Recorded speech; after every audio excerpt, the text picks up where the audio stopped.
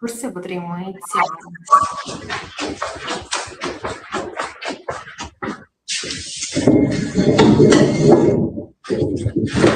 Good morning. Good morning. We are able to start. Do you think that is possible? Yes. There's no one present, but if you not show up, we can just start the online presentations. Okay.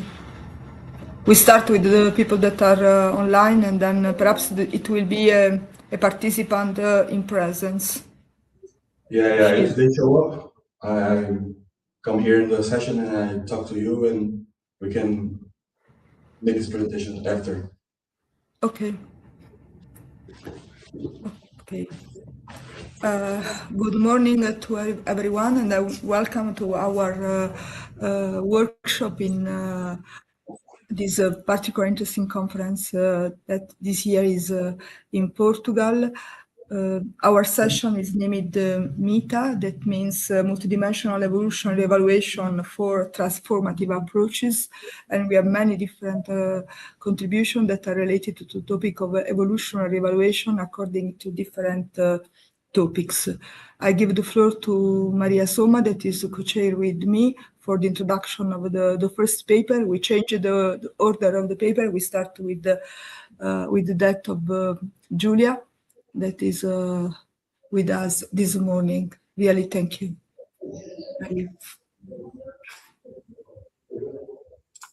Good morning, everyone.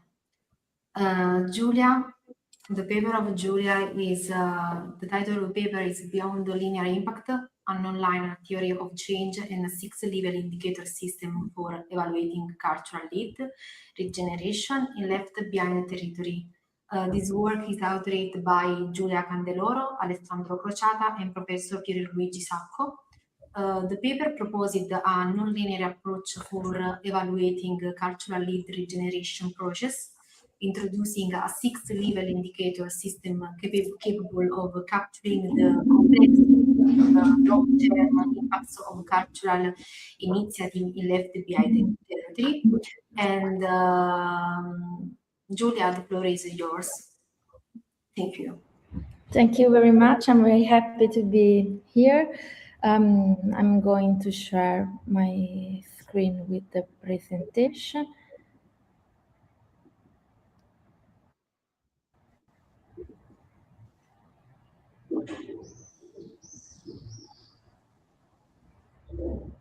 Okay, can you see the presentation? Yes. Okay, so as mentioned before, the presentation I'm going to deliver is called Beyond the Linear Impact, a Nonlinear Theory of Change and a 6-Level Indicator System for Evaluating Cultural Regeneration in Left Behind Territories. This research with Professor Alessandro Crociata and Professor Pierluigi Sacco is part of the Metro Borgo project in Montalto delle Marche, which is the municipality beneficiary of the Bando Borghi Line A under the National and Recovery Resilience Plan in Italy, in the Marche region. It aims at understanding the cognitive and relational mechanism effect, namely how people perceive and relate to their environment, and how or if cultural regeneration reconfigures expectation, activates latent agency, or consolidates community bond. Start with two assumptions. The first is the fact that the impact is not linear in time. Some effects are fast and visible. Other, like self-efficacy, sense of places, behavioral changes are slow, cumulative, and only detectable across multiple observation cycles. And the second assumption is the aesthetic trap, namely the acknowledgement that heritage valorization does not automatically expand residents' real opportunities without changing internal representation and perceived opportunity. Even large investment like the one of Bando Borghi Line A may fail to activate the territory. So why Montalto delle Marche? Montalto delle Marche, as I mentioned before, is the municipality that is beneficiary of the Bando Borghi Line A, that is huge measure which gave 20 million to each one municipality per region in Italy. And within this context, our research let the Metro Borgo Observatory born. The Metro Borgo Observatory monitors the medium and long-term impact of the broad cultural regeneration program which exists in Montalto delle Marche. But the question of the observatory is not how to attract more visitors, but whether the territory becomes more capable, more cohesive, and more demographically sustainable.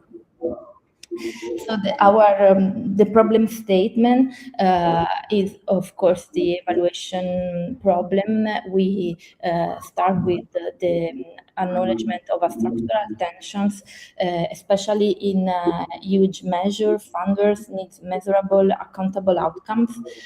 Yet the deepest effect of cultural investments, like behavioral change and so on, are distributed over time and not traceable to specific inputs.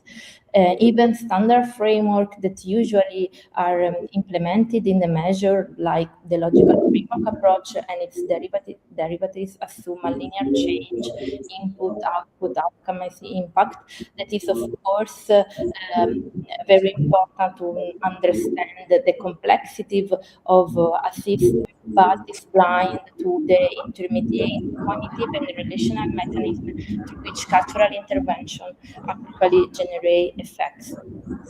So we start with theoretical foundation of these cognitive mechanisms. The first one is the capabilities approach. The capabilities approach was developed by Amartya Sen and further developed by Nussbaum and Robbins, and is a theory according to which development is the expansion of real freedoms, not the accumulation of means alone.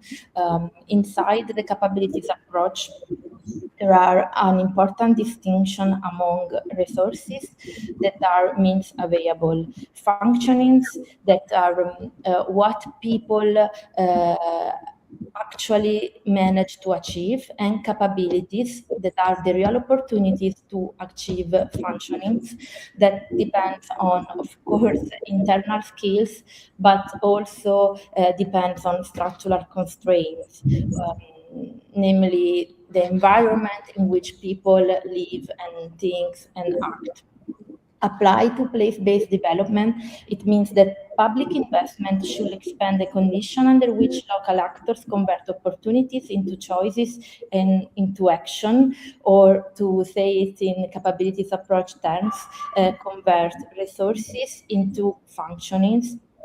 And what we observe here is how cultural regeneration could expand territorial capabilities, the cognitive, relational, and material conditions that let residents image, choose, and construct their collective future. So here we need another cognitive theoretical foundation that comes from further cognition. We know that cognition is not brain-bound, but is embodied, enacted, extended, and embedded. That means that we think with our body, with the structural coupling with the environment, and also the built and cultural environment itself is a cognitive resource that shapes how people perceive and act. Then the embodied simulation.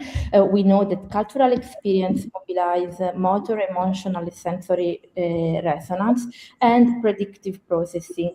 According to predictive processing, the brain is a predictive machine that generates internal model of the world and compare this model with the world by anticipating the reaction. When the world doesn't match with the internal model, the brain change internal model in order to be coherent with the world.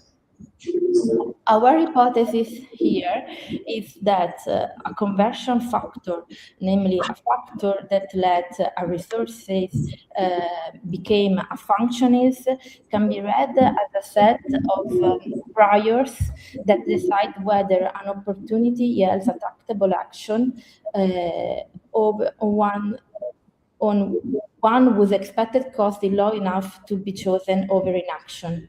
So capabilities is the reconfiguration of this brain generative model that are available but inaccessible to people. To make an example out of this, a resident who has always been free to start a local enterprise, but whose models anticipate failure, bureaucracy, difficulties, and so on, does not possess the capability to achieve the functionings of an enterprise. These capabilities become real when new evidence, the evidence that are available, for example, after a huge cultural investment, lowers the expected cost of acting. So all of these are our theoretical framework, and we put this in a non-linear theory of change. We describe this theory of change as a circle, but of course it's based on systemic feedback, so it's not linear, but each circle can have an impact on the other circle. But to be clear now, I will explain in order. So level 1 is related to outputs and opportunities activated that are direct and observable results of the cultural investment. Level 2 is related to capabilities and agencies, the transformation of the cognitive and the relational condition that determine whether an opportunities are convertible into action. Level 3 is cultural activation, so the cognitive and emotional activation. So if level 2 are condition, level 3 are emotion. Level 4 are behaviors and socioeconomic activation, so the translation of these new capabilities or new emotion into concrete action. Level 5 is socioeconomic system outcomes. So if the cumulative effect of this, let's say, personal transformation on the socioeconomic system, and level 6, of course, is structural changing. Of course, why they are not linear? Because we know that structural changes could have an impact on capabilities and so on. So it's a feedback system. How we collect data with a purpose-built questionnaire that split respondent between residents and visitors, compositive index made out of the questionnaire, but also direct indicators that came from desk data like ISTAT, Union Camere, OMI, and so on. And then in Montalto delle Marche, we also have anonymized mobile network data, which data came from Vodafone Analytics in this case, but that could also team analytics and this kind of data. Speaking of the questionnaire is split between residents and the visitor, and is made by a set of Likert items which try to observe territorial agency, that is the level 2 of the model, social cohesion, also level 2, place attachment, level 2, cultural engagement, level 3, pro-environmental behaviors, level 4, well-being and life quality, level 5. Speaking of visitor, instead, on the other hand, we have quality of experience, level 2, cultural engagement, level 3, pro-environmental behavior, level 4, creation of local value, level 5, subjective well-being, that is also level 5. I make a mistake here. The questionnaire is made by independent sample comparison, and that is a deliberate choice since the municipality is small, so we didn't want an individual tracking IDs, but in psychometric measure, that is a limit because this measure population level change, not the changing on the same individuals that is necessary in behavioral change, for example, but we mitigate this limit with the stratification by the length of residence. So thanks to the question who ask how many years the respondent has been living in Montalto, we know whether there is new residence or not. To conclude, this is like the indicators matrix is 36 indicator matrix split into the 6 level that I mentioned before.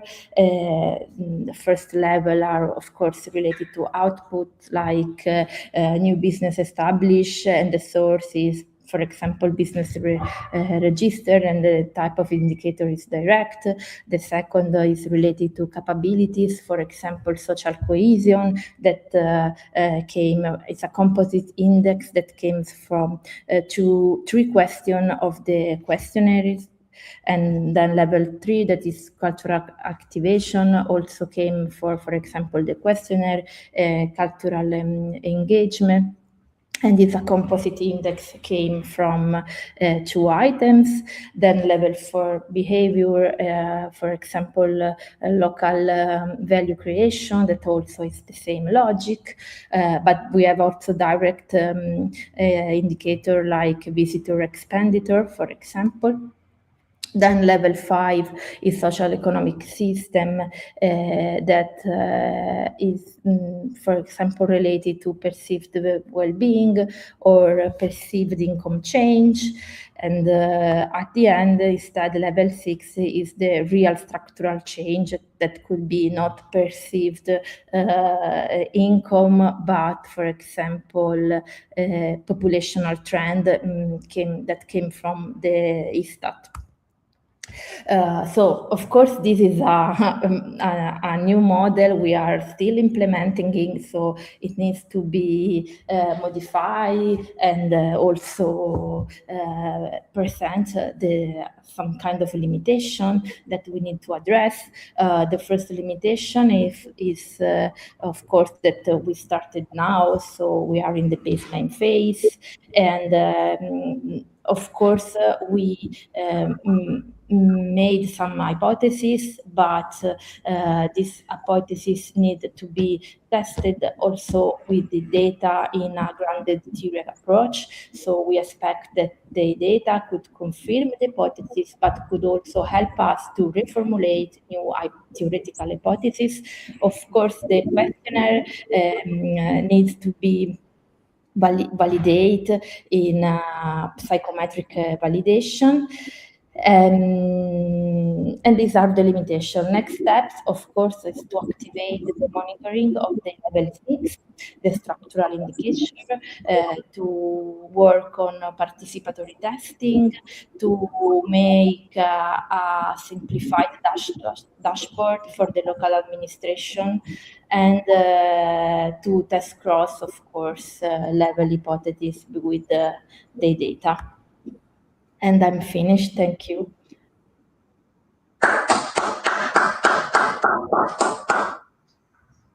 Thank you, Giulia, and for your presentation. Are there any questions from the audience in the room or online?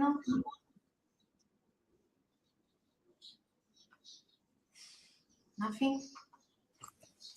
I have an observation.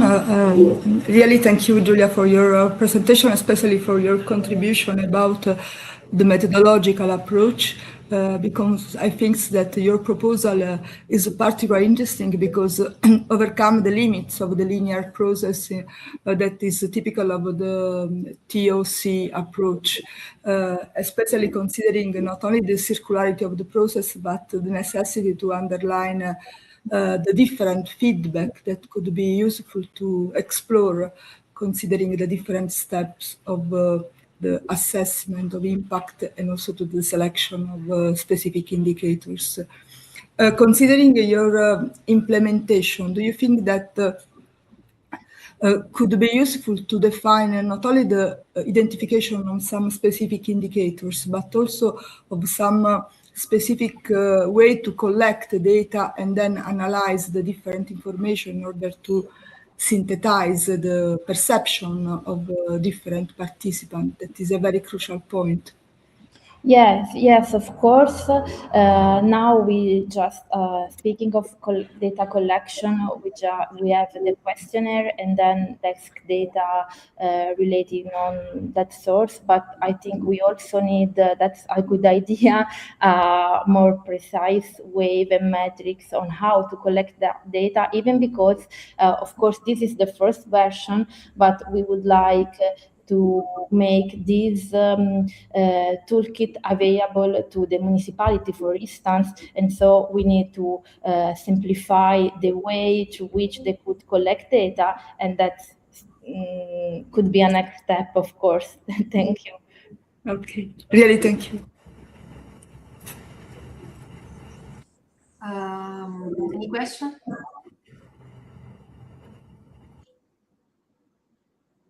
As there are no further questions, let's continue with our next speaker. That is the contribution of Amelia Aprea, Sabrina Sacco, Piero Zizzania, and Professor Maria Cerreta. The title of the presentation paper is a narrative overview towards more than human principles for immersing the relational dimension in decision-making process. The paper presents a narrative review.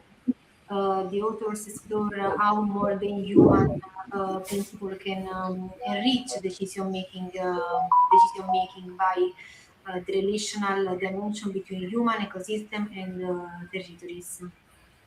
Thank you, Amelia, and please go ahead. No, I can't read my.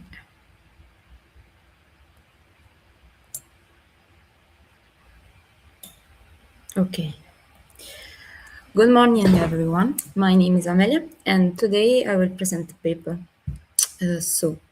The paper explores how modern human theories can be translated into operative principle for the territorial decision-making process. And the presentation follows the paper's structure, moving from the theoretical framework and methodology to the result, contribution, and future development. The contemporary debate on territorial transformation highlights the limitation of anthropocentric paradigms in assessment and evaluation processes. Territorial transformations are usually evaluated through frameworks that focus on performance, efficiency, functionality, and impact measurable. These dimensions are important, but they often fail to capture the complexity of territorial systems.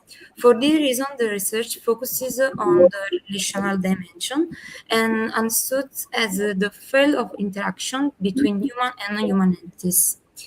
The central idea is that territorial transformation should not be seen only as a technical or economic processes, but as a multi-agency processes where different entities participate in producing effects and transformation. Main concept define the relational dimension. The relational dimension is a value that is generated and regenerated through unsaid, situated, and multi-agency relations within territories.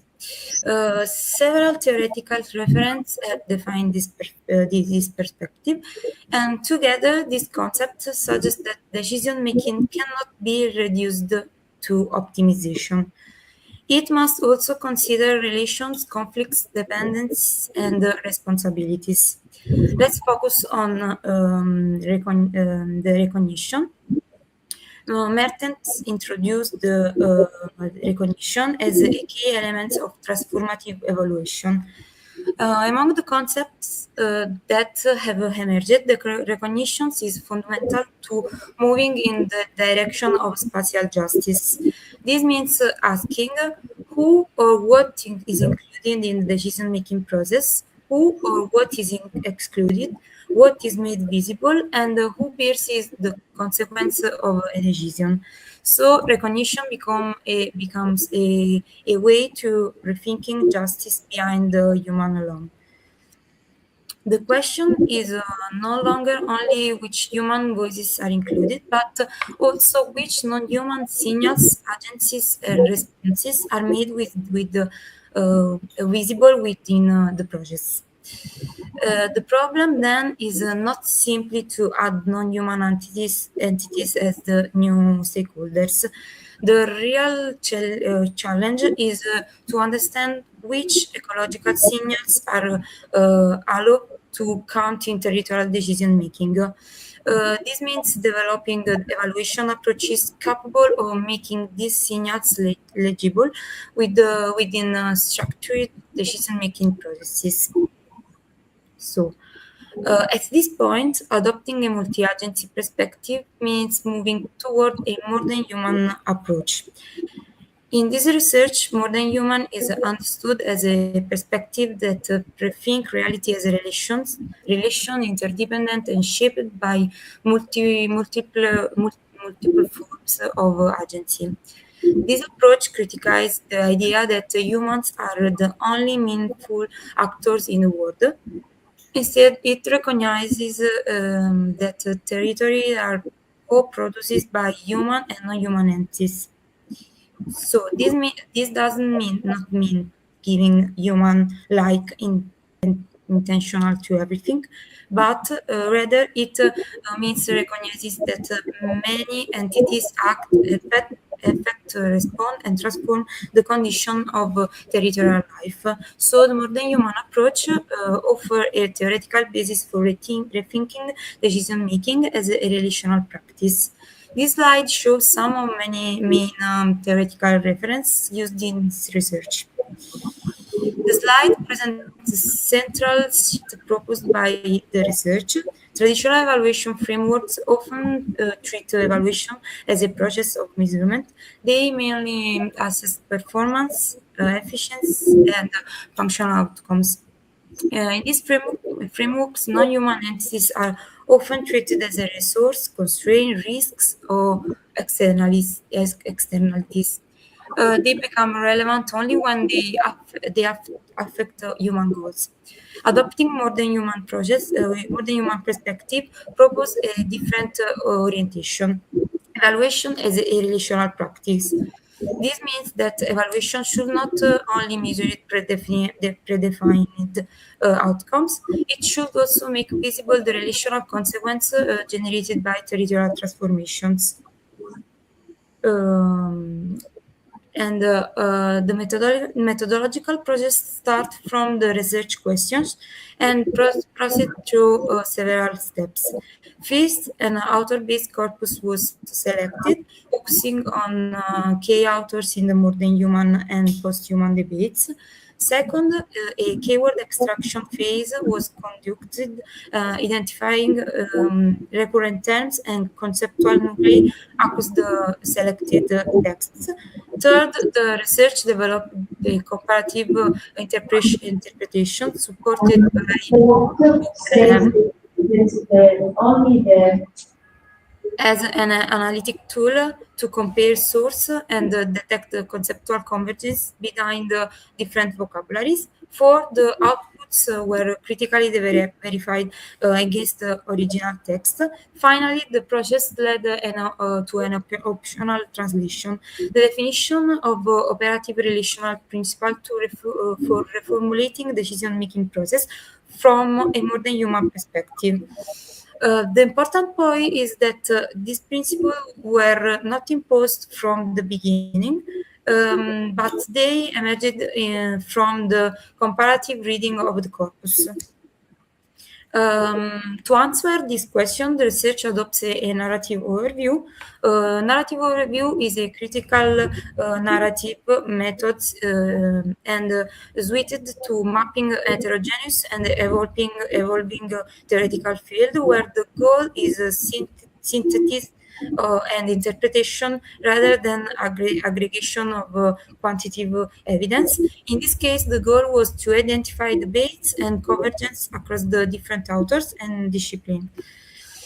Five key authors was selected, and 8 texts were analyzed through in-depth qualitative reading and cross-source comparison.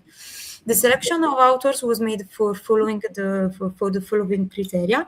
The first criteria was critical relevance. Each author challenged anthropocentric models in ways directly connected to the research question. The second was interdisciplinary transferability.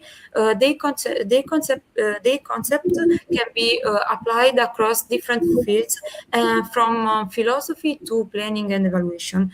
The third was operational potential. Despite different vocabularies, their theories contain concepts that can help rethinking decision-making processes. So, after defining the corpus, the research moved to keyword extraction. The aim was not only to list recurrence words, but to understand how different terms could point to shared conceptual nuclei. For example, terms such as agency, actant, distributed agency were interpreted as a different ways of addressing the same broader issues. Keyword extraction helped us move from single terms to broader conceptual nuclei, showing the deeper concept behind the words.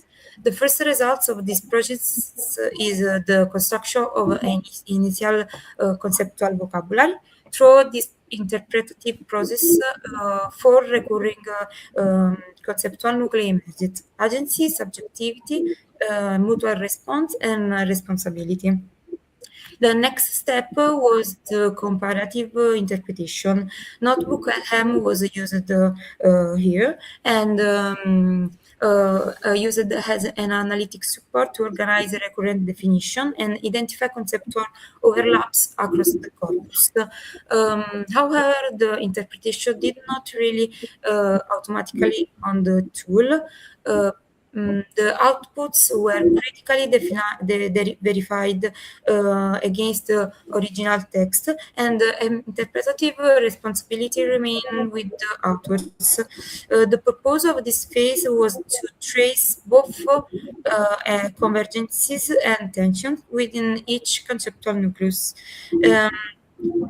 This is important because the selected authors don't all say the same things. They share some concepts, but they conceptualize them differently. These differences are not a weakness. On the contrary, they help clarify the operational meaning of each nucleus. The first conceptual nucleus is agency. All selector authors recognize the non-human agency, but they conceptualize it in a different way. And for example, for Rosy Braidotti, agency is linked to potentia or the capacity to affect and be affected. While for Bruno Latour, agency is connected to the idea of the actant, and anything that makes a difference in the state of affairs can be considered an actor. The main tensions concern agency as enactment or capacity and risk of flattening all actors onto the same level. The operational conclusion is that agency can be understood as distributed, relational, and transformative. Human and non-human entities participate in producing effects, meanings, and territorial transformation. The same way for the second conceptual nucleus is subjectivity, and here the common point is the rejection of subjectivity as an isolated individual property. For example, for Haraway, subjectivity emerged to becoming in, or for example, for Barad, subjectivity and objects do not practice their relation. They are constituted through interaction. So the main tension concerns the ontological status of the subject and the scale of relationality. The implication for the decision-making process is important. Actors cannot be treated as equivalent and interchangeable. Their situated positions matter. This means that evaluation processes should consider not only who participates, but also from which position each entity enters the relational system. The third conceptual nucleus is mutual response. All selected authors understand relations as transformative and constitutive, but they differ in how they explain transformation and dependency. For example, for Haraway, it emerged through encounters and becoming with. For Braidotti, it is linked to affect and vital interdependence. The key point is that relations should not be understood as one directional impacts. In traditional evaluation, impacts is often represented as a linear effect.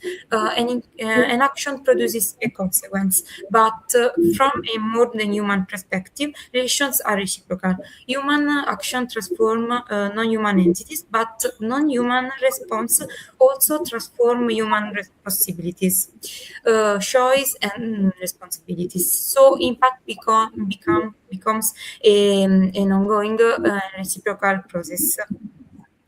And the fourth conceptual nucleus, the last conceptual nucleus, is responsibilities. Here, responsibilities responsibility is reframed as relational and situated. For example, for hardware, responsibility is the cultivated capacity to respond to the obligations generated by encounters. And the operational implication is that responsibility is not only an abstract moral principle, it is a situated and distributed capacity to respond to the consequence generated by relations. This is especially relevant in territorial decision making, where human actors often have an asymmetric power to transform ecological system. For this slide presents the operational translation of the four conceptual nuclei into the operative relational principles. For agency, from agency, three principles emerge. Three principles emerge: distributed agency, relational value, and non-human representation. From subjectivity, three principles emerge: situated subjectivity, relational embeddedness, and relational quality. From mutual response, two principles emerge: recognition of response and mutual transformation. From responsibility, two principles emerge: distributed responsibility and asymmetric acknowledgement. These principles are not procedural rules, and they are not fixed indicator. They are relational orientations. Their role is to help rethinking the central categories of decision making, such as actor, value, impact, benefit, and responsibility. In other words, they provide a first operational bridge between more than human theories and evaluation practice. To conclude, the research identifies 10 operative relational principles that translate modern human theories into orientation for decision-making process, but the aim is more radical, to challenge the categories through which decision-making defines actor, values, impacts, and responsibility. And we can see that the first is the principles derived from agency and subjectivity, and expand the notion of actor behind institutional, social, or economic stakeholders. They recognize that non-human entities produce effect, occupy situated positions, and participate in relational networks. Second, the principles derived from mutual response reframe impact as reciprocal and ongoing, and human action and non-human response transform one another over time. Third, the principle derived from responsibility define responsibility as a situated and distributed capacity to respond to relational consequence. And the main contribution of the paper is to bridge theoretical debates of modern human relationality with the operational needs of evaluation project, and the future research should apply these principles to concrete territorial decision-making processes, developing criteria, indicators, and participatory device capable of recognizing non-human agency and evaluating the relational consequence of territorial transformation. And thank you, and I will be happy to receive comments or questions. Thank you, Amelia, for your contribution. I found it particularly interesting how your research provides to a structured methodological for translating the more the human perspective in the practical principle that could support future decision-making process. And I have a question, but if there are no questions from the participants, there is any question? Okay. Okay, what do you see as next step for transforming methodological framework into a practical tool that can be used by planners and decision makers in general? This question is very important for me because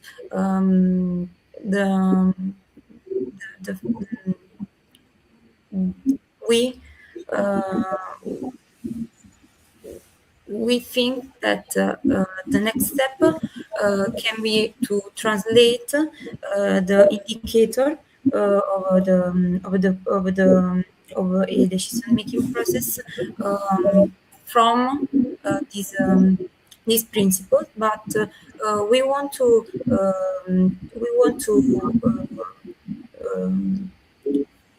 rethink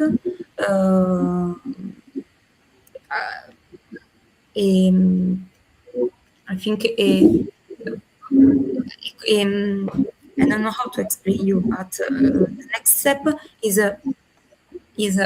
so hard, and we want to rethink and start from the principles and take from these principles the base for a important indicator to use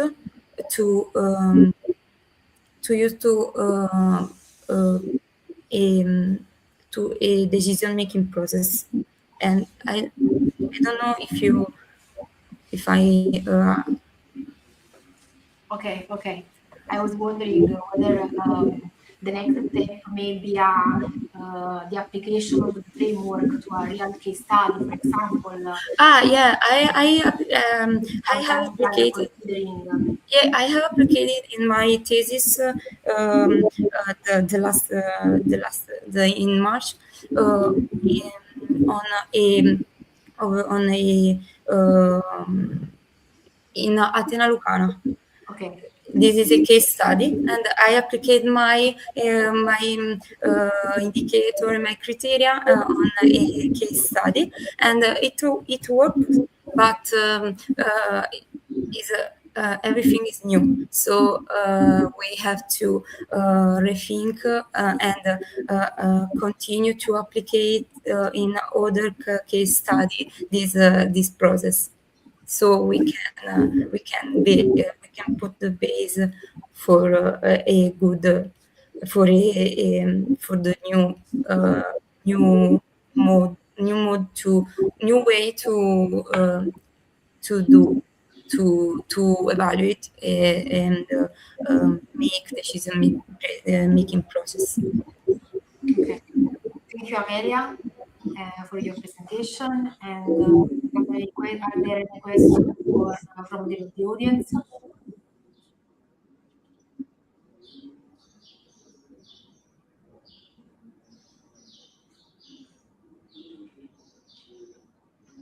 If there are no more questions, let's move on our next presentation. For the contribution presented by Giorgia Malavasi and Gianmarco Laurenti. The presentation is entitled Decisio, a participatory decision support framework for inclusive energy transition in renewable energy communities.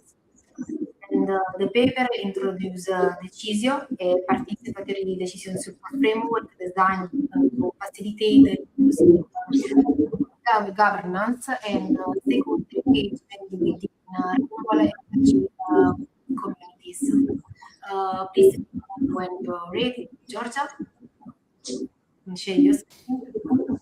Hello, good morning. Good morning. Thank you for the introduction. I will share my screen.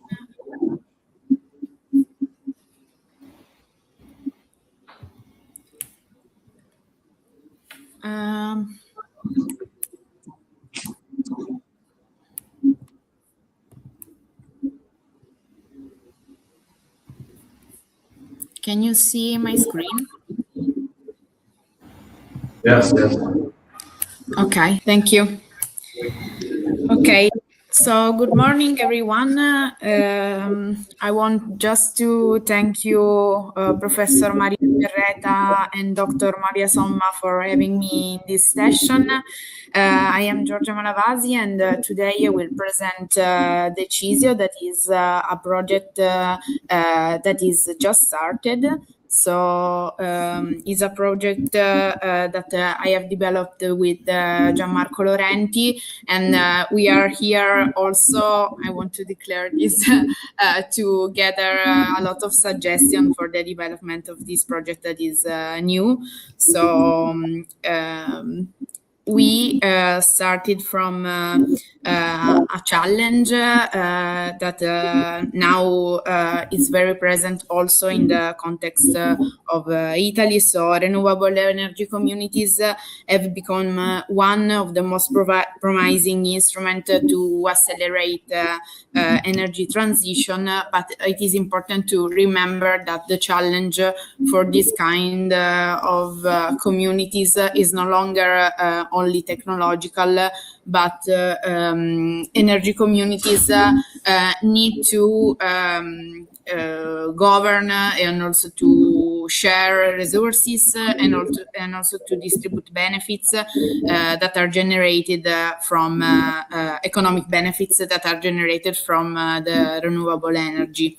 And in this sense, now the evolution that is present also in Italy are the Solidarity Renewable Energy Community, or CERS in Italian, that unlike the traditional RECs, they explicitly pursue social objectives to reduce, for example, energy poverty and distributed benefits also to vulnerable groups and vulnerable households.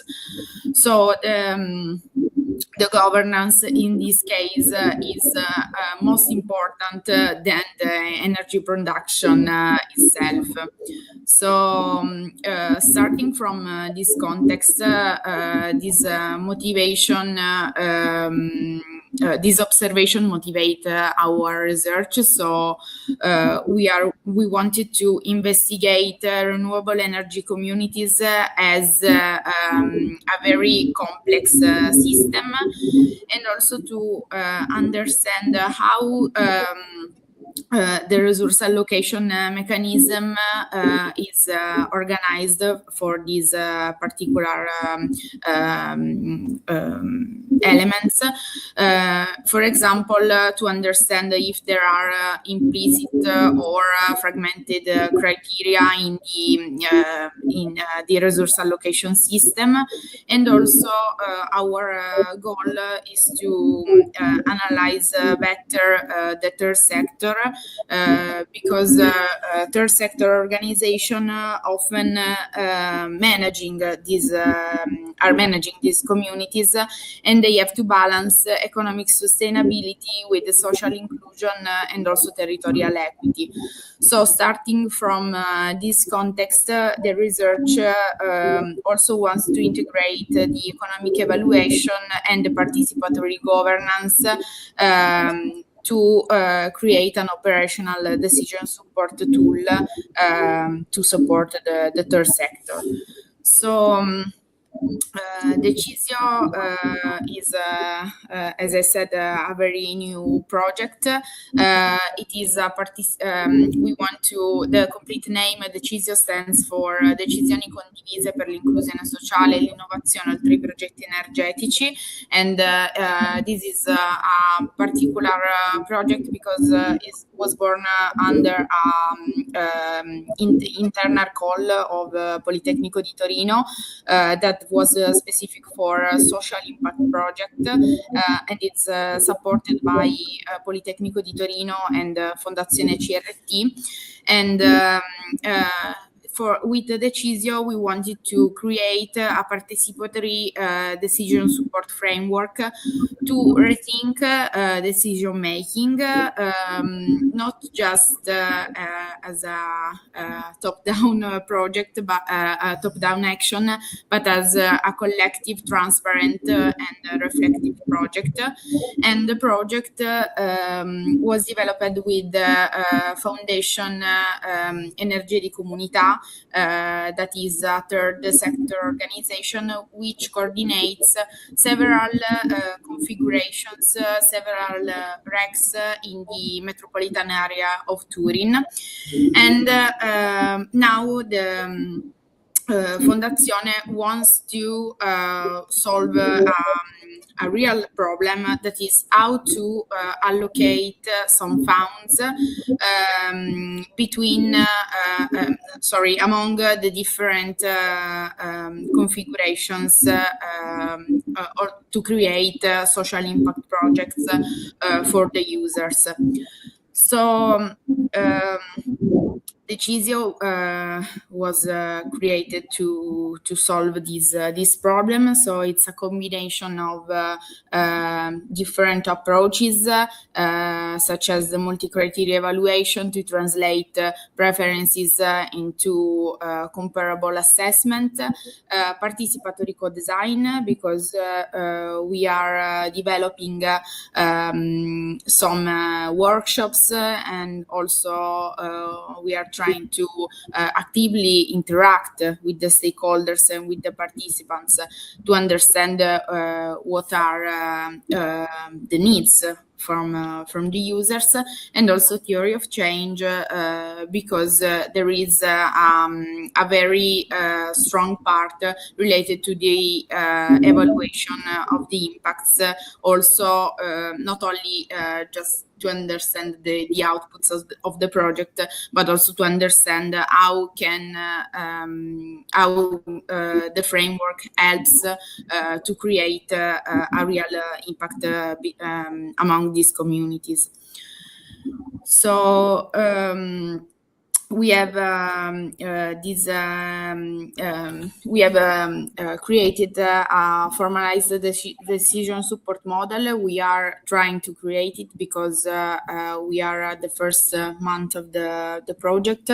So we are just we had just a workshop by now, and we are trying to create the baseline for the impact indicators, and we use it also to drive and to control the progress of the project. And the methodological approach is set in four phases that are related to the VPs of the project. So there is a preliminary analysis of the stakeholder and also of the users to collect needs and ideas related to the social impact projects. And here you see that there are two kind of outputs. The orange one related to the outputs of the project. So the first output are the social impact project alternatives, and then the blue one is related to the impact assessment. So in this phase, we have tried to build the baseline for the indicators.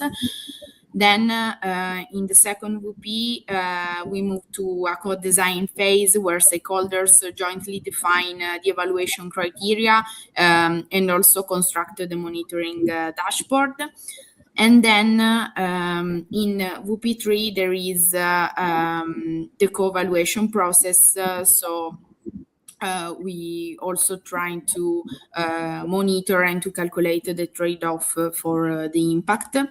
And then in WP4, this is just a final WP where we want to validate and also try to scale this approach to the to other configuration, other catcher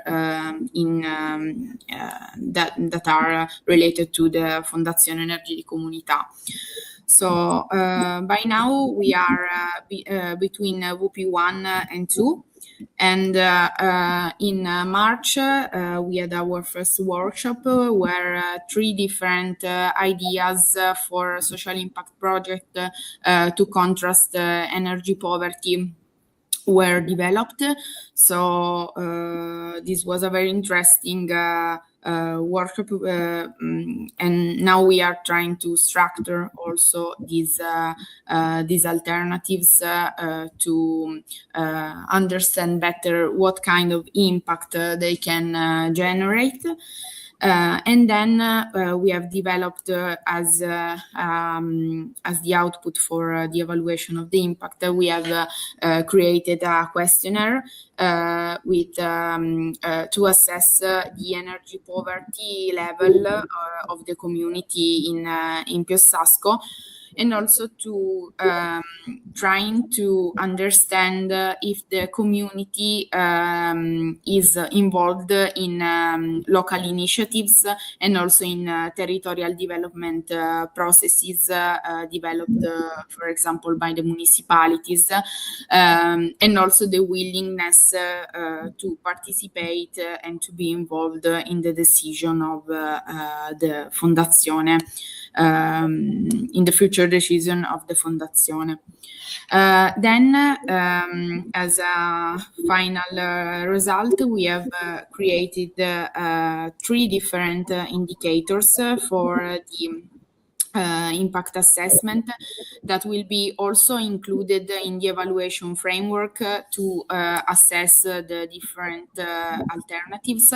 So we have 2 indicators that are the stakeholder engagement index and the spatial index for energy poverty risk that are from the literature. So we have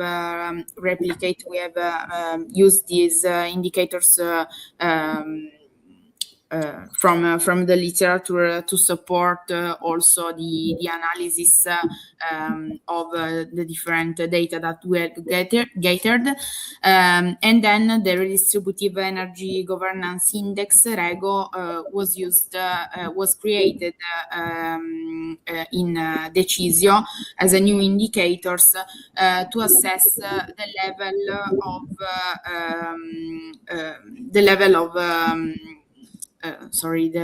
the amount of money that are distributed for social impact project in relation to the total amount of money that the foundation has for its catcher. Okay, to conclude, we can say that the project is not yet undergone full empirical evaluation, so we are now ongoing. It's a project that is ongoing, so I know that these are just preliminary results, but I'm here, so as I said, to collect some suggestions for its development.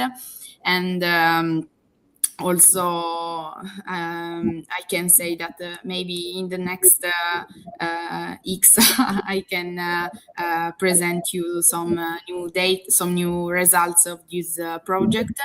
And also, our next step will be focused also on the pilot implementation and on the empirical validation of the indicators, also to testing this framework not only in just one catcher, but in all the catcher of the Fondazione.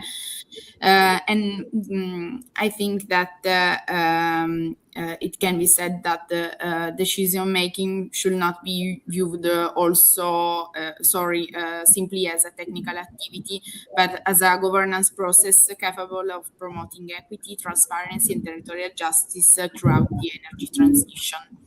So thank you so much for the attention. I will be happy to answer questions and also to gather some suggestions. Thank you. Thank you, Giorgia. Thank you very much for the presentation. I particularly appreciate the way that your framework integrated participatory governance with the decision support methods, and highlight how evaluation can activate support transparent and inclusive decision making in renewable energy communities. And is there any question from the participants? Okay, Giuliano. Hi, good morning, everybody. Hi. Thank you for the presentation, Giorgia.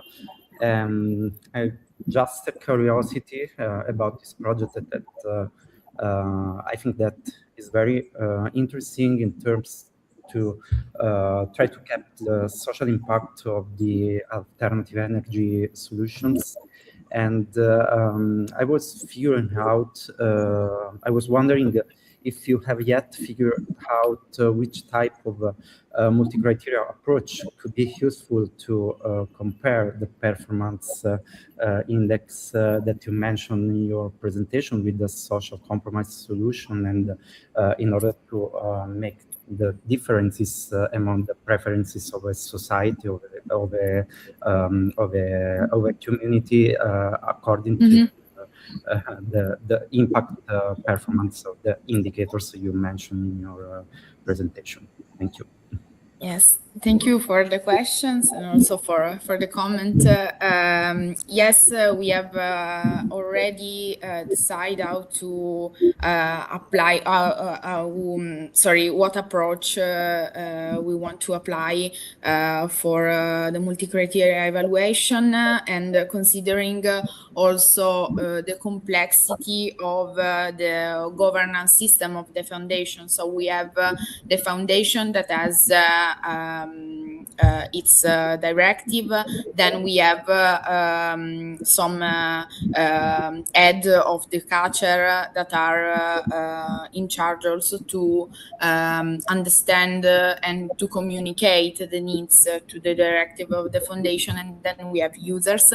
And considering this particular kind of configuration, we want to applicate Socrates. So the co-evaluation will be developed through the different groups, through the different target groups.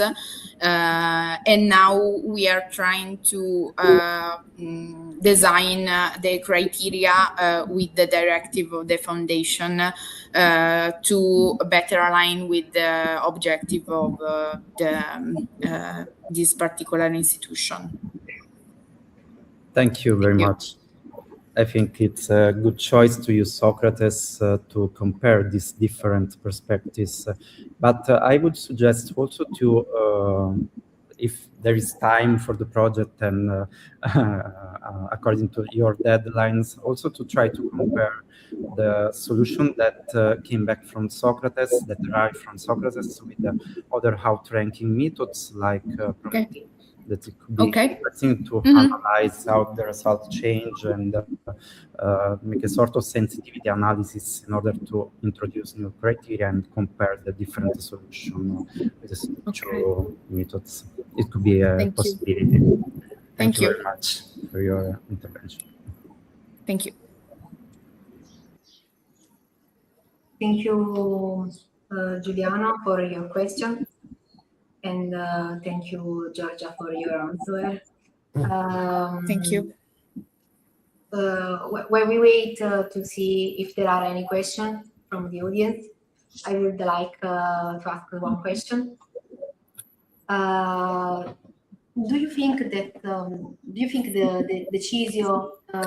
CICCSA framework could also be applied to other collaborative governance contexts beyond the renewable energy community, or was it specially designed for this field? No, as I explained during the presentation, this project was born for a real problem that is how to allocate different fundings that the foundation has. So it's not specific for the foundation in itself, but for public bodies and also for other third sector organization. And I think that we have developed it also to solve a problem, because thinking about, for example, the National Recovery Plan, we had a lot of funds that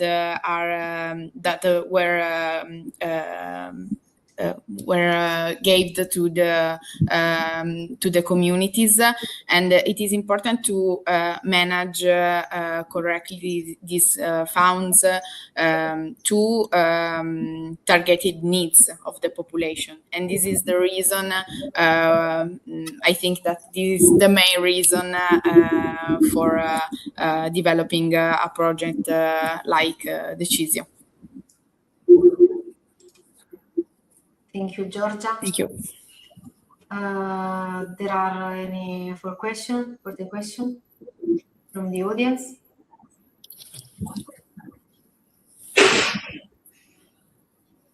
If there are no further questions, thank you once again for your presentation, and let's move on to our next presentation. That is the paper of Caterina Loffredo, entitled Community Archive as an Innovation Driver for a Network of Territorial Enterprises in Area. This contribution explores the role of community archive, drivers of innovation, emphasizing how local knowledge, collective memory, and capturability support territorial development and strengthen networks of local enterprises. Caterina, if you share your screen, the floor is yours. Okay, I don't see.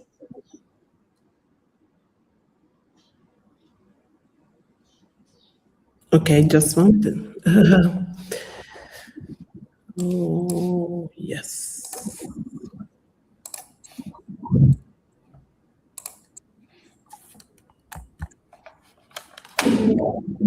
Please.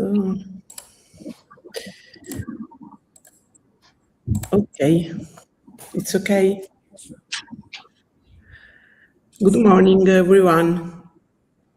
Today I will present our research exploring how community archives can act as innovation drivers for territorial regeneration processes in fragile inner areas.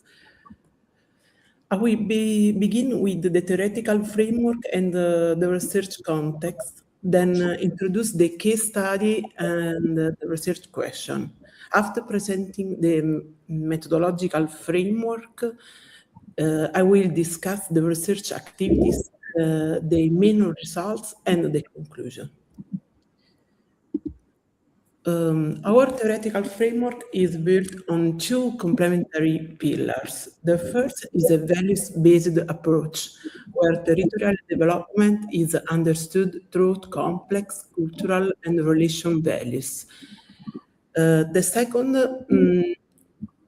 combines community as a dynamic and situated practice, drawing on Eleanor Ostrom, Belux, and Ivan Illich, where learning, reciprocity, and collective action began essential for territorial transformation. Complex values integrated economic, social, cultural, and environmental dimensions. Cultural values refer to the both tangible and intangible heritage that contributes to identity and regeneration. Finally, blue values are those that strengthen social bonds and foster community cohesion. The research is situated within the framework on the Italian National Strategy for Inner Areas, the first public policies specifically addressing peripheral territories. The strategy adopts a place-based approach where knowledge is built through the integration of local resource, artists, practices, social survey, civic participation, and empowerment activities involving citizens, businesses, and institutions. However, one of its main challenges is the difficulty in translating cultural heritage into concrete economic opportunities. Italian inner areas are characterized by demographic decline, economic marginalization, and under-realized cultural resource. At the same time, they represent important laboratories for experimenting with the new models of territorial development. These areas require approaches able to integrate local knowledge, participation, and cultural heritage into long-term regeneration processes. Our case study is Atena Lucana, a municipality located in the Vallo di Diano, one of the 7 inner areas of the Campania region. The municipality has about 2,400 inhabitants and represents a typical inner context where demography challenges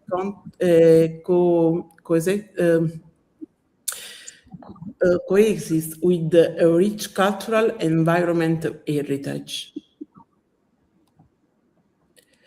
This research was developed within the GREENS project, funded through the Italian National Recovery and Resilience Plan. In particular, it's contributed to the activities of the Spoke 7 on territorial sustainability. Co-focusing on innovative models for the regeneration of fragile territories.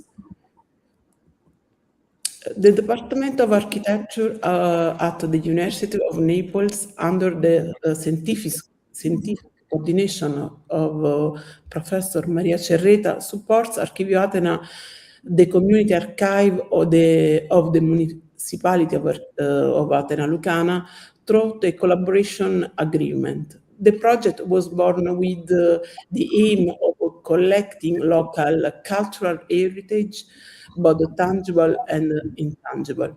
Archivio Atena is a collective work and open process involving citizens, associations, businesses, artists, and students in documenting and interpreting the tangible and intangible heritage of the territory.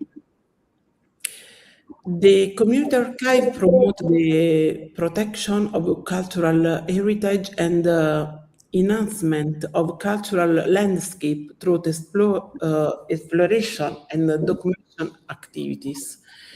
It also supports the use of common space for cultural initiatives and encourage training and the acquisition of new skills. In this perspective, the archive becomes not only a place for preserving memory, but also an open cultural infrastructure capable of activating new relationship and development opportunities. Our research starts from a simple but challenging question. How can community archives trigger social, cultural, and economic regeneration in fragile territorial contexts? We argue that community archives should not be considered only repositories of memory. They can become knowledge infrastructures, relation ecosystem, and innovation drivers capable of supporting local development. These theoretical foundations are translated into an action research methodology organized into 4 iterative phases: knowledge, co-design, implementation, and reflection. The process is a sequel because the archive is continuously because it's a new experience, values, and project generated through participation. The knowledge phases explores the community archives to identity and interpret our local values. During co-design, these values are transformed into innovative ideas through mutual learning among research, students, and local stakeholders. In the implementation phase, ideas are tested through collaboration with the local enterprise. Final reflection feed the outcomes back into the archive, continuously adapting the knowledge base and supporting new cycle of territorial innovation. The experiment involved entrepreneurs select through the Imprese Borghi program and students from the Sustainable Development and Territorial Network degree program. Through the site visit, interview, workshop, and activities, academic knowledge and local experience were brought together, creating a bridge between education and territorial innovation. This diagram summarizes the core contributor of our research. We identified 2 interconnected learning processes. The first is a long-term territorial process supported by the university, leading from the community archives to the creation of a business network and a shared territorial identity. The second is a short-term educational process involving student and enterprise. Their interaction generates reciprocal learning where academic research and local practices continually reinforce each other. During the experimentation, interview, focus group, workshop, opportunities for direct exchange between entrepreneurs, students, research, and the local actors. They supported the identification of shared values, the development of a new business idea, and the emergence of a new collaboration. The implementation and reflection phases consolidate the result of experimentation. Public meeting and community feedback fostered collaboration among local actors, support the creation of a territorial business network, and generated 12 new contributions that continue to enrich the community archive. Starting from this result, the next step is to support the establishment of a territorial business network through the permanent local workshop and local enterprise sustainable development and local networks. At the same time, the development of a community brand identity is intended to strengthen the link between territory and tourism, integrating tradition and innovation, and enhancing longer research. To conclude, our research shows that community archives can evolve from memory repositories into knowledge infrastructure and innovation enablers. Through a continuous reciprocal learning process or mutual learning, linking university, entrepreneurs, and the local community. They support the emergence of new values, new collaboration, and new opportunities for territorial regeneration. Thank you, everyone.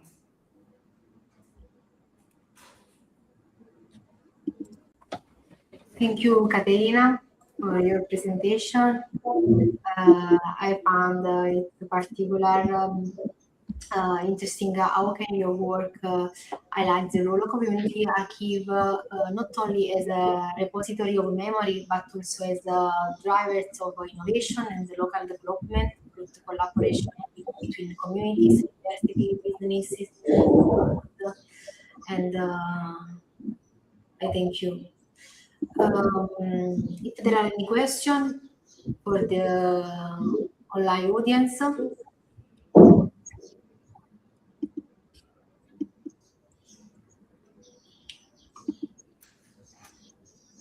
there is any question? No?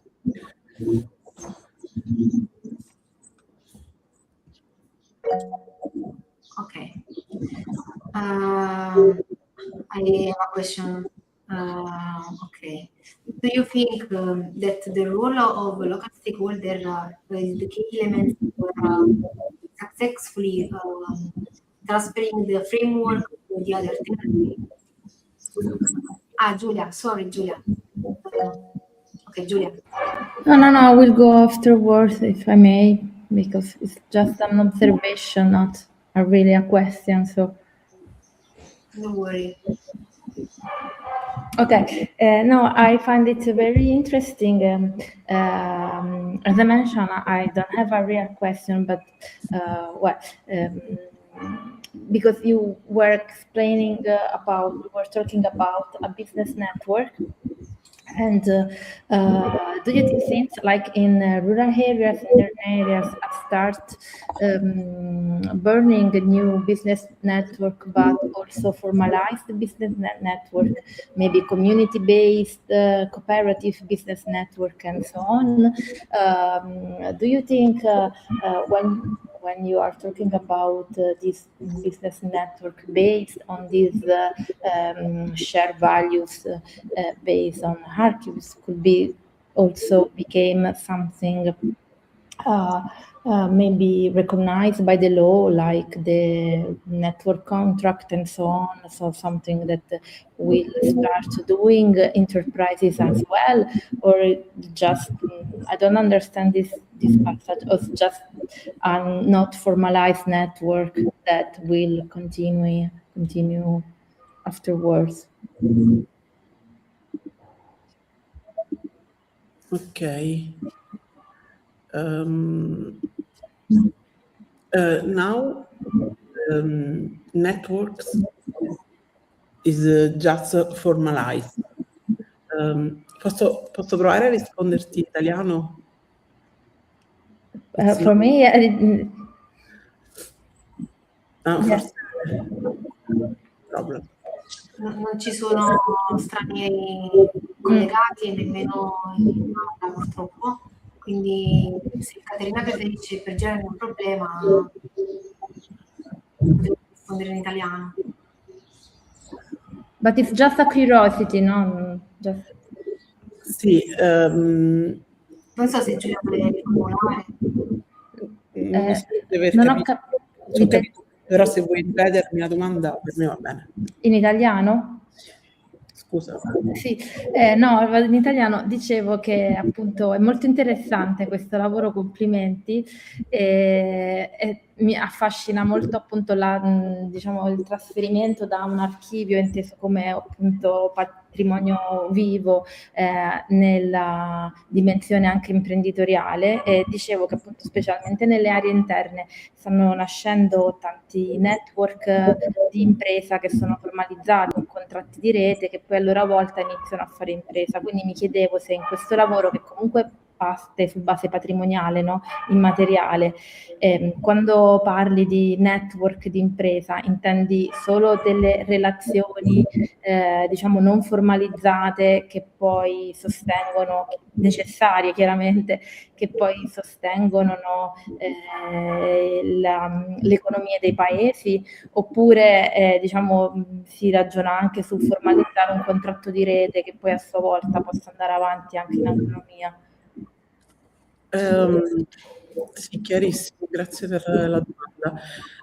In realtà sicuramente lo sforzo che abbiamo fatto come università in questo territorio è sicuramente stato quello di mettere in rete queste imprese che hanno partecipato al bando Borghi, e che era il bando Borghi Imprese, associato poi al bando Borghi che avevamo vinto a Tenerife. In realtà erano imprese che avevano partecipato ma che tra di loro non avevano nessuna connessione, nessun dialogo. Quindi diciamo il primo step sicuramente secondo me fondamentale è stato quello di metterli insieme e di farli confrontare sui loro progetti. Naturalmente il supporto poi del lavoro con gli studenti è stato fondamentale per lo sviluppo anche delle loro idee di progetto, perché in molti casi erano molto embrionali, e successivamente si è dialogato invece la fase successiva, e quindi con diversi focus group proprio sul costituire una rete, e quindi c'è stata anche una fase di formazione su come è possibile, no, costruire una rete e anche formalizzarla. Non si sono ancora formalizzati come tale, però diciamo che quella è l'intenzione, hanno incominciato a capire come farlo e a come collaborare tra di loro. Quindi diciamo che la prospettiva è quella di formalizzare questa rete. Allo stesso tempo ad Atena, grazie al progetto Archivio Atena, si sta sviluppando anche una cooperativa di comunità, che è un'altra forma, diciamo, di fare impresa nei territori delle aree interne. Quindi diciamo noi abbiamo supportato queste due attività di impresa. La prima appunto è quella della costituzione di una rete territoriale, e l'altra è quella della costituzione di una cooperativa. Chiedo scusa per l'inglese.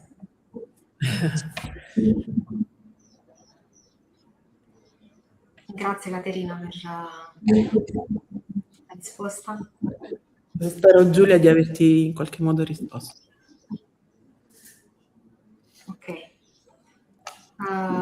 If there are no more questions, we now come to the final presentation of this session.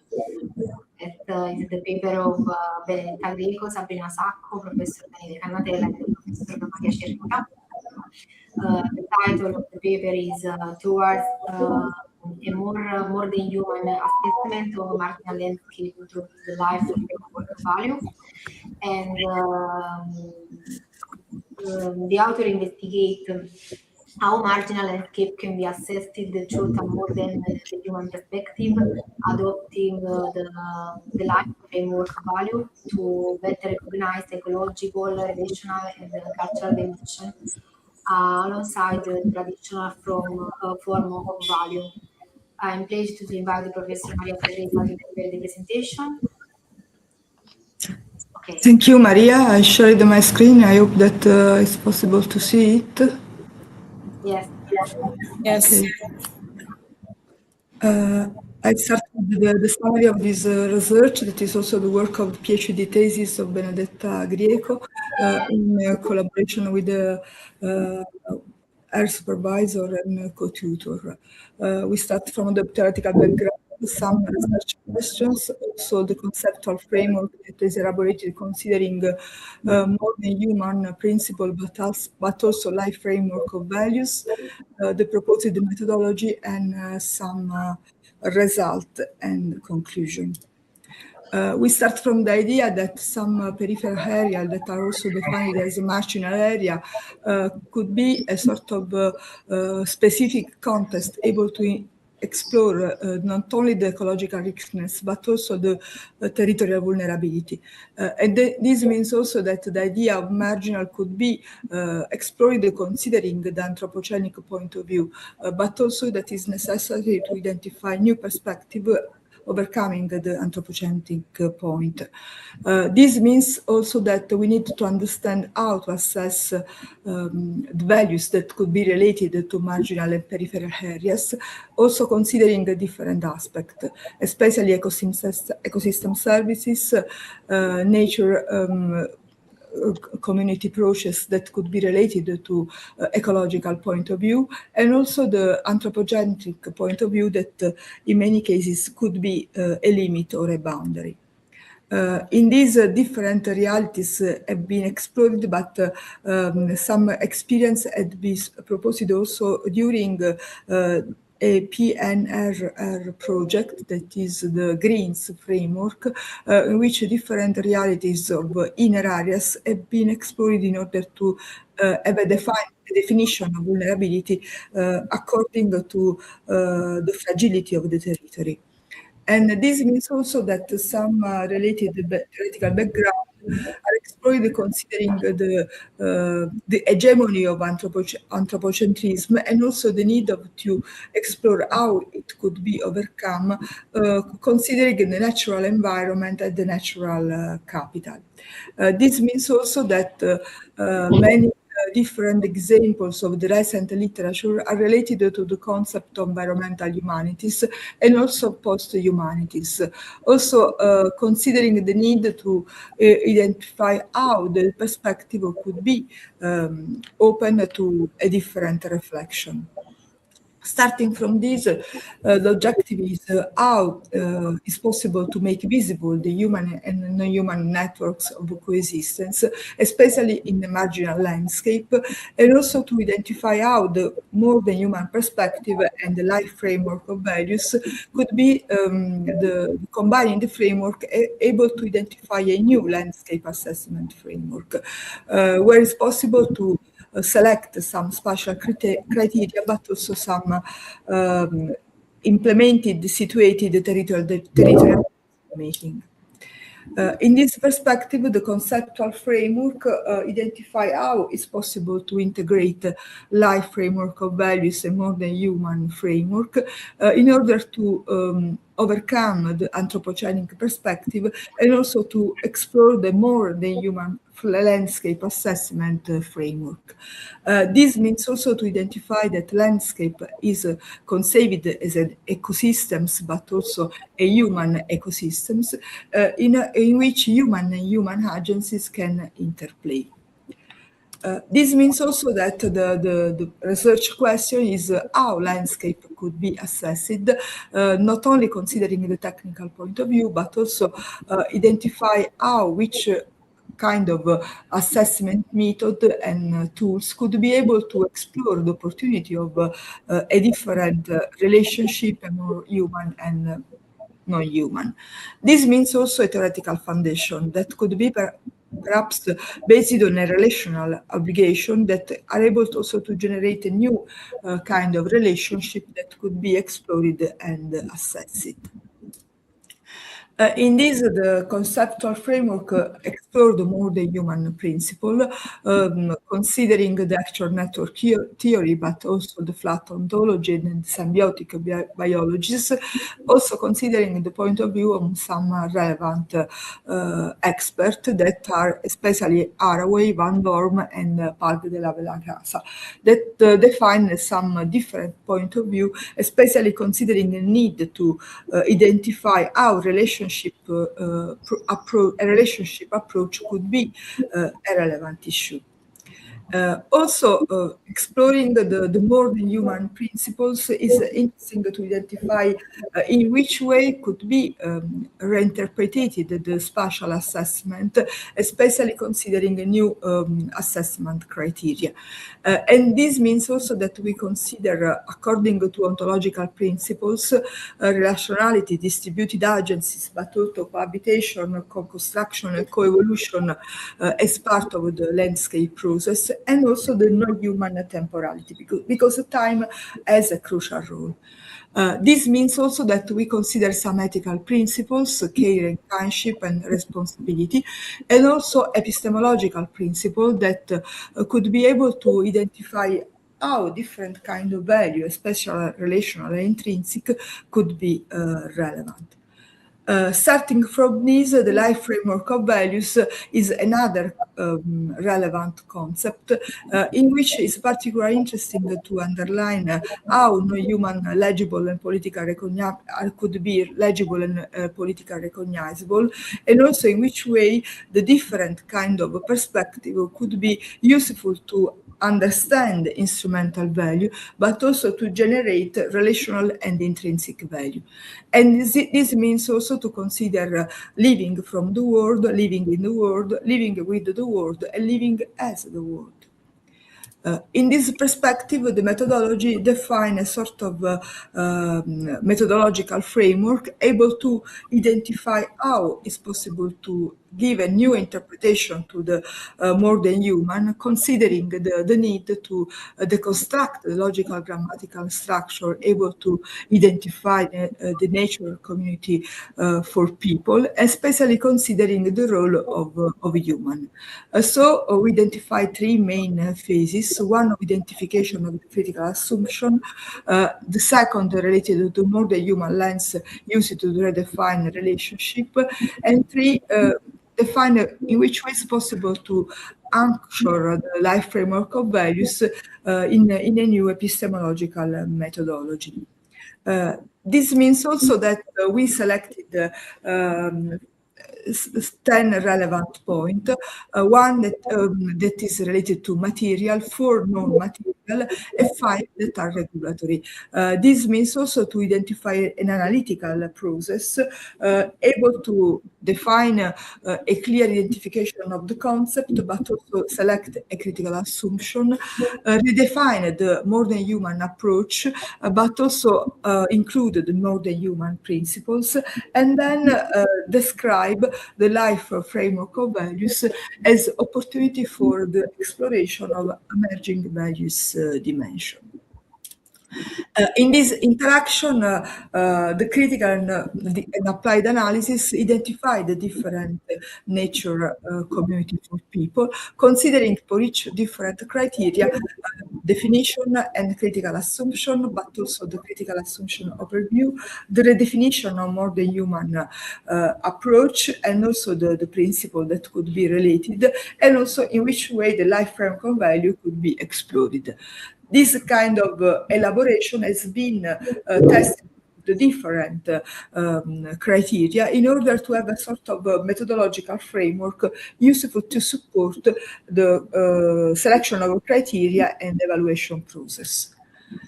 This means also that we have some interesting results that are related to the agency's attribution. That means in which way ecosystem should be read as a rational field of co-production in which multiple human and non-human entities could be able to interplay, in which way it's possible also to reflect on the concept of values, especially considering how value could be interact and especially recognized and generated, and also some reflection about the methodological gaps, because one of the critical points is related to the different and very rich quantity of landscape element that could be included, and this means also a difficulty to identify a suitable assessment framework able to capture the quality and density of the different relationships that could be identified.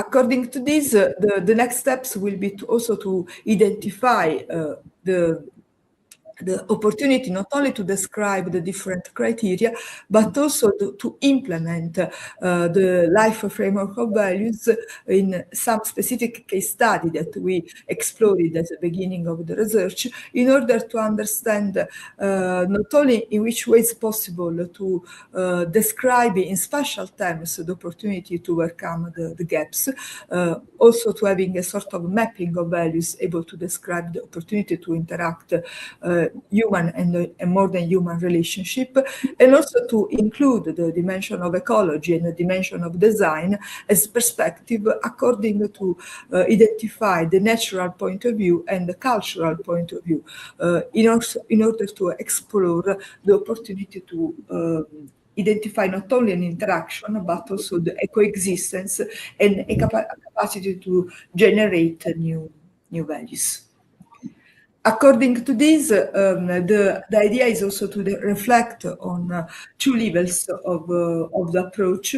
One that is ontological, in order to explore in which way is possible to identify a sort of distributed agency between human and human entities, and also to consider what is relevant for value, especially considering relational and intrinsic dimensions values, in which marginal landscape could be an interesting territory where to explore this capacity of interplay. According to this, some limits and also some future exploration consider two different issues. The central need to identify in which way it's possible to map the relational value, and if some selected spatial indicators could be able to express the complexity of relational values considering a multidimensional approach, and also identify not only new indicator that could be able to synthesize the different contribution, but also identify in which way relationship could be relevant, and also for whom could be interesting to include human and human in dimension, in order to understand not only the different perception and needs, but also the capacity to identify how they could be included in strategies able to consider human and human perspective as existent ecosystems. According to this, the different steps could be explored in the different case studies that we have selected, also an operative framework able to underline the need of a complex approach, but also a plural approach to the assessment of the different dimensions and of the generation of plural strategies. Thank you so much. Thank you so much, Professor Maria Cerreta, for your contribution and contribution of Benedetta. I don't know if there are any questions from the participants.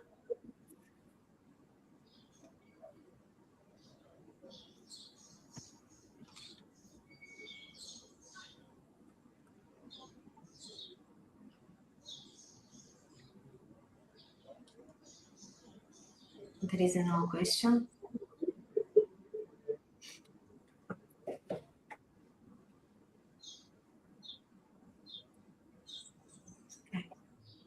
If there is no question, I would like to thank all the authors for their valuable contribution, audience online for joining us, and our technical assistant for the support through the session.